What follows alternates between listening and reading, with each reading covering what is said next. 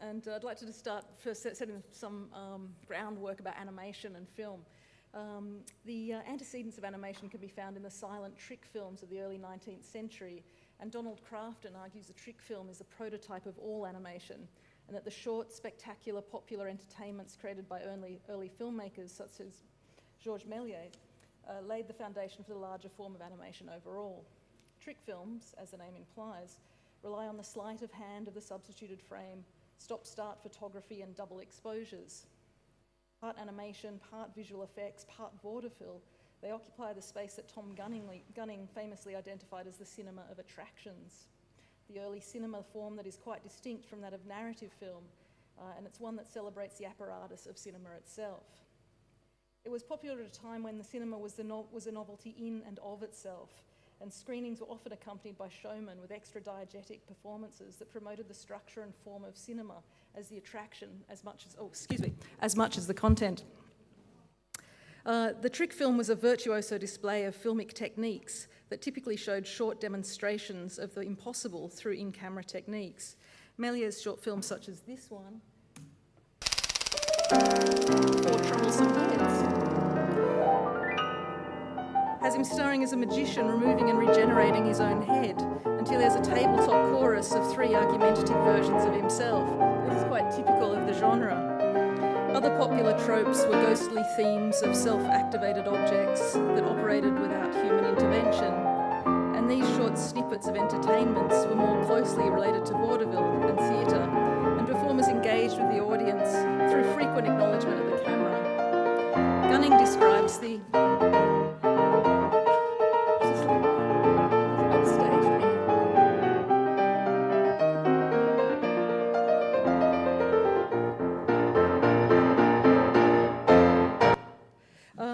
Gunning places the cinema of Gunning describes the vaudevillian constructs around these snippets as a, quote, cinema that displays its visibility, willing to rupture a self-enclosed fictional world for a chance to solicit the attention of the spectator. And it does so through these short demonstration films that primarily engage with the magical possibilities of cinema, to playfully disrupt spectator expectations of the apparent indexicality of the cinematic medium. Gunning places the cinema of attractions as a preeminent style pre-1906, after which cinematic narrative forms begin to dominate, and he argues that these non-narrative aspects became more aligned to the filmmaking of the 20th century avant-garde, or became part of the cinema of spectacle and of the fabric of cinema and spectacle. So he sort of points a kind of a sort of juncture where film went off to echoing theatre, became more about long-form narrative, and these early forms were kind of left that were much more about kind of just celebrating filmic structures. It is within the ideas of the cinema of attractions that I've become most interested in the blurred boundaries between cinema, visual effects, animation, as well as the points at which they intersect with narrative. While now there is quite a definite divergence between different forms of filmmaking, these early films make no such distinctions. Animation as a form was created in tandem with film through this attention to and delight in the properties apparent in the apparatus and structure of cinema, and in its performance of almost gleeful self-reference to itself. So as Alan Cholodenko and Lev Manovich have pointed out, film has never not been animation. And if I could expand on this polemic argument somewhat, I'd like to propose that animation has never not been a visual effect. The studio work I'm presenting in the gallery today is very much about exploring the threads between different visual effects, animation, and narrative.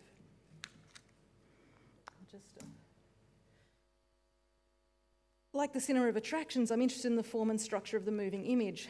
It's important to note that this project, and there it is not about the slavish recreation of a long-dead analogue film technique. What is so fascinating about the Schüfftan process, which is what these mirrors is the system that I'm using to make this, is how it created a physical space that so neatly describes how contemporary cinematic illusions are made, and how that in turn more broadly illustrates concepts of space and representation in cinema. The space where the illusion aligns is the impossible place that is central to my research.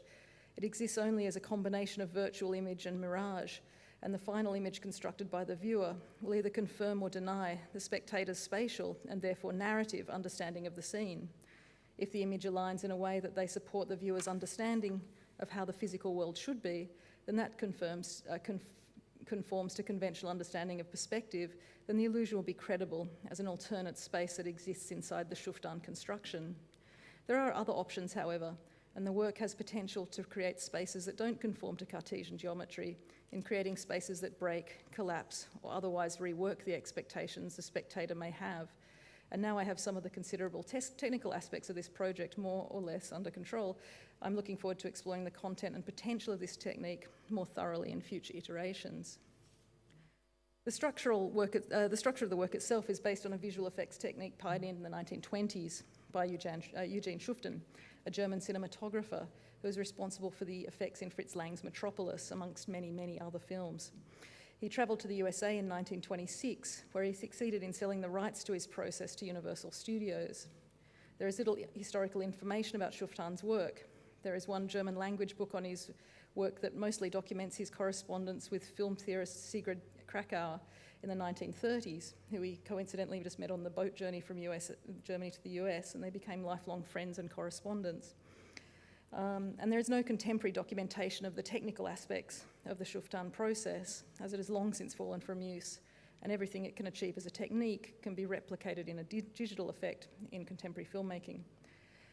Schüfftan initially filed 3 patents in Germany for his systems, as called it an apparatus for composite photography, over the period 1923-24, but he began patenting the system and continued to add to it over the next few years.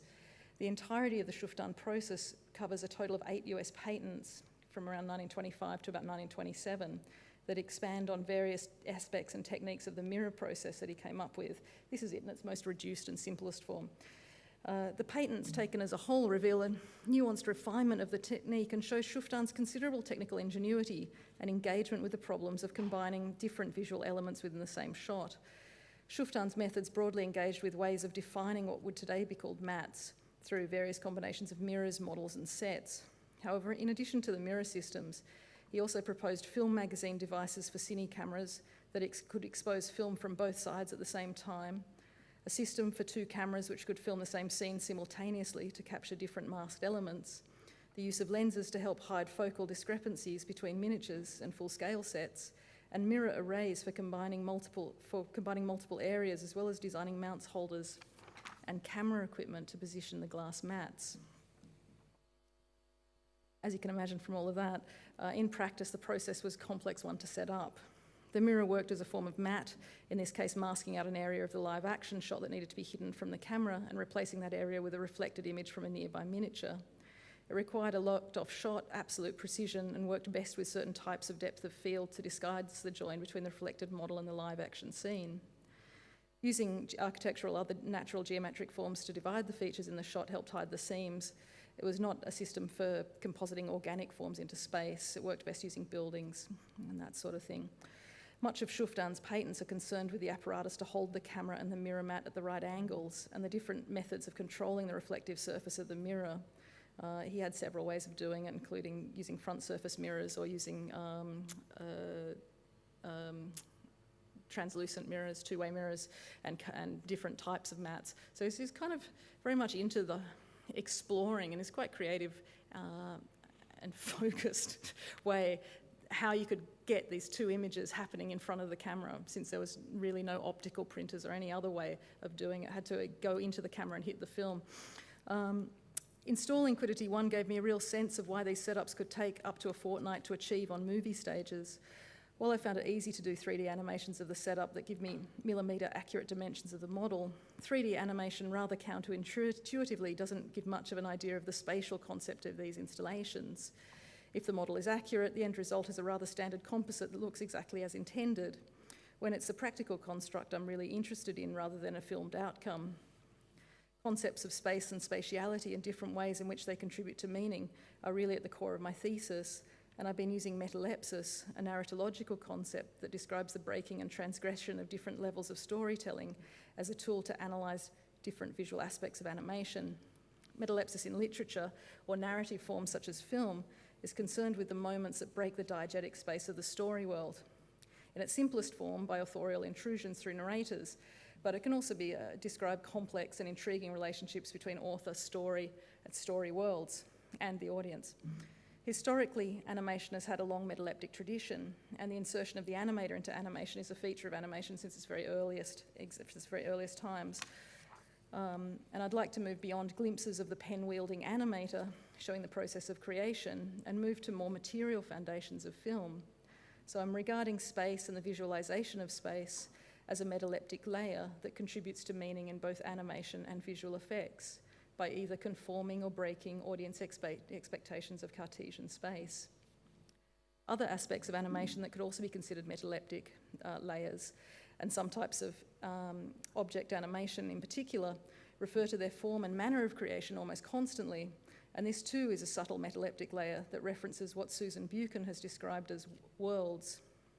She says, puppet animation thus represents a different world for the spectator, something between a world created with animation technique and the world in its use in real objects rather than representational drawing, because although the events on the screen do not occur, the objects do exist. So this interesting kind of idea of the filming being part of the creation. And I'll show you an example of that.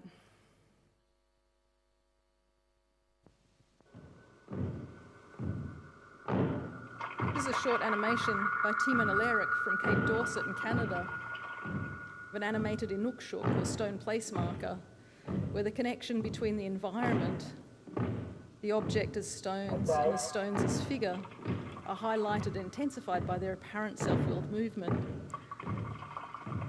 We'll get to the self-willed movement part.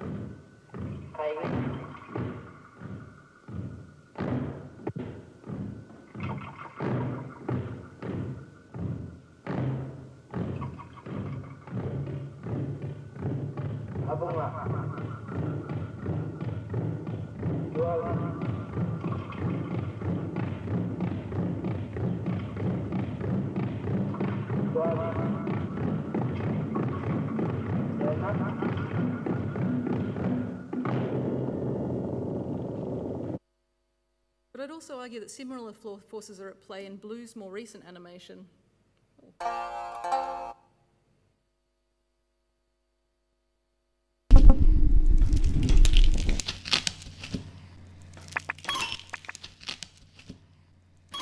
Where the relationship between his drawings and the environment play a similar role, foregrounding the techniques of the animated creation as a vital part of not just the story being told, but the world in which the story is told.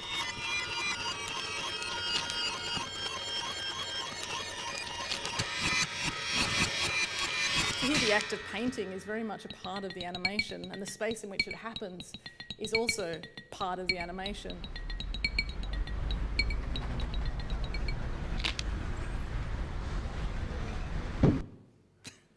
That's my favourite part.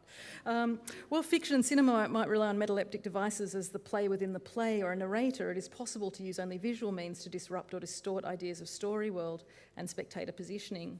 In video art, the concept has been explored by Peter Campus in 3 transitions.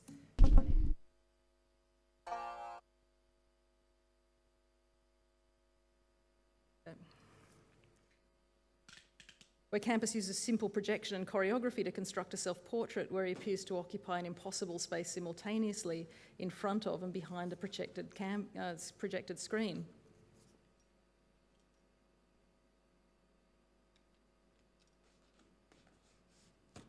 Campus walks to the screen, turns his back to the audience, seemingly starting to tear into the backdrop, and another Campus tears the screen from the opposite side, apparently stabbing himself in the back to push through to the projected Campus, who is performing the same action.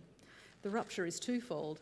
There is an ontological shift of understanding when the first Campus, that what could be seen as the real Campus, suddenly becomes understood as a projected Campus, and then a physical rupture when both campi slice and then step through the other in order to exchange places. So, spoiler. The narrative of exchange set up by this sequence suggests that the Campus twins then become the other projected Campus, emerges in the real space, and the real Campus is subsumed into the projected space. The audience quickly becomes aware of the multiple levels of diegesis in the film, and it forces the viewer to consider, or at least become aware of, their position as spectator. Campus uses a simple visual effect created by in-camera layers, that of a projected image refilmed, with additional action to achieve this recursive effect.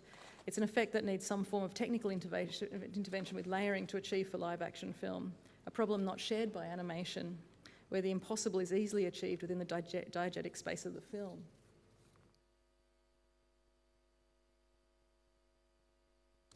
So in this example here,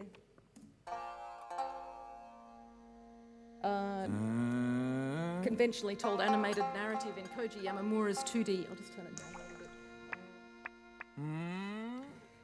features an unremarkable man who develops a miniature pond and park on the top of his head. Since space is enormously plastic in the drawn animated world, there are no physical prohibitions in setting up a visual world where one can fall into one's own head pond. Something that might be more complicated to achieve using the conventionally understood Cartesian space expected in live-action film. Animation not only explores what Eisenstein has described as plasmaticness, the ability to dynamically assume any form, but also has the potential for an equal plasmatic flexibility of time and space. Even the invisible animation present in live-action special effects brings an additional repertoire of filmic devices and language expansion. Witness the effect of bullet time popularised in The Matrix, representing cinematic time through ramping, extreme changes in the shot and fast or slow motion, and you've probably seen it a lot since. The effect is constructed through camera arrays, and banks of still cameras are arranged in sequence to capture an image from multiple viewpoints. The overall effect is one where time is seemingly frozen, yet space is not, as the camera continues to move around the subject. The effect was actually pioneered by Tom McMillan in the early 1980s while a student at the Slade.